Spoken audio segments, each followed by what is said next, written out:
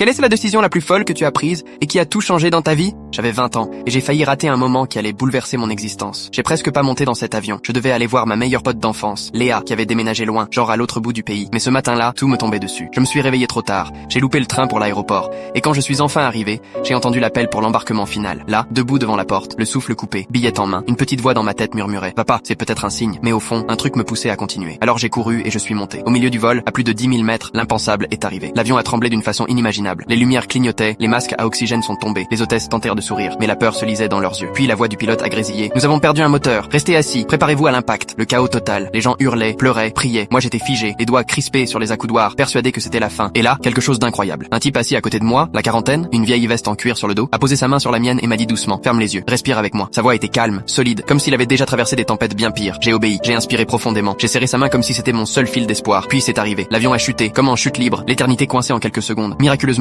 le pilote a repris le contrôle et on a atterri d'urgence dans un minuscule aéroport perdu au milieu de nulle part. À peine les roues posées, les passagers ont applaudi, certains pleuraient, d'autres s'enlaçaient. Un énorme souffle de soulagement, une impression de fraternité soudaine. Quand on a enfin posé les pieds au sol, encore tremblant, je me suis tourné vers cet homme pour le remercier. Il n'était plus là. J'ai cherché, demandé autour de moi. Personne ne semblait l'avoir vu. Le plus étrange, le siège à côté de moi, 14C, n'était même pas attribué. Sur la liste officielle, il était vide. Au début, j'ai cru que mon esprit me jouait des tours. Le choc, l'adrénaline, tout ça. Mais quelques semaines plus tard, en rangeant mon sac, j'ai trouvé un petit papier plié. Je n'avais aucun souvenir de l'y avoir mis. Pas de nom, pas de signature. Juste quelques mots écrits à la main. Ton histoire n'est pas finie. Va la vivre. Depuis, ce mot est encadré au-dessus de mon bureau. Je le vois tous les jours et je vis vraiment. J'ai changé de voie, suivi mes passions, parcouru le monde, aimé, construit une vie dont l'ado que j'étais n'aurait jamais osé rêver. Et parfois, quand tout va trop vite, je ferme les yeux et je repense à ce siège 14C.